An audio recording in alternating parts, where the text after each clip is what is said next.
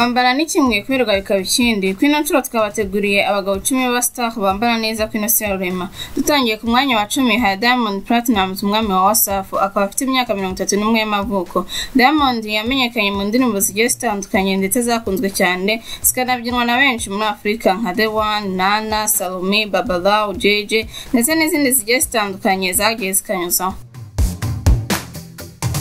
Ku mwanya wa 9 hari Timothée Chalamet w'imyaka 25 y'amavuko akaba ari umukinnyi wa filime mu buzima busanzwe.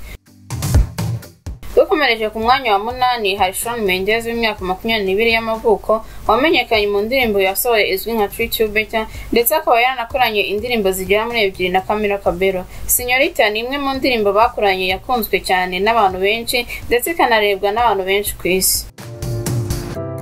Uza ku mwanya wa 7 ni Chris Pratt w'imyaka 28 y'amavuko wagaragaye muri filime zitandukanye nka The Nightmare Room, 5 Feet Apart, Applejack n'izindi zitandukanye. Naho ku mwanya wa 6 dufite Harry Styles w'imyaka 26 y'amavuko akaba ari umwe mu bagize itsinda rya One Direction, itsinda ryakunzwe na benshi ku isi mu ndirimbo zanyuze imitima ya benshi nka Story of My Life, Drag Me Down, What Makes You Beautiful ndetse n'izindi zitandukanye.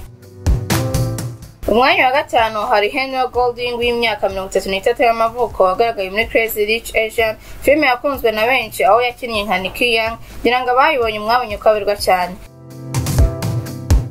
Odell Beckham Jr w'imyaka 28 y'amavuko umukinnyi w'umupira w'amaguru muri New York Giants akaba ari we uza ku mwanya wa 4. Dukomeje ku mwanya wa 3 hari Michael B. Jordan w'imyaka 33 y'amavuko wagaragara muri filime zitandukanye nka Creed, Just Mercy, Black Panther aho yari kumwe n'abastari tuzi cyane nka Lupita Nyong'o.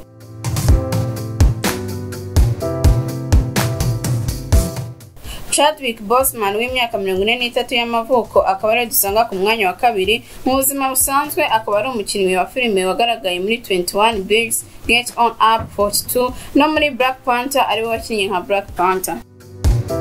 Uyu ni umuririmbyi umwanditsi w'indirimbo umuterarwenya ndetse akaba anatunganya indirimbo uwo nta wundi ni Donald Glover w'imyaka 37 y'amavuko. Muri 2019 nibwo yagaragaye muri filime yanditse yitwa Guava Island aho yakinanye n'icyamamare muri muzika Rihanna.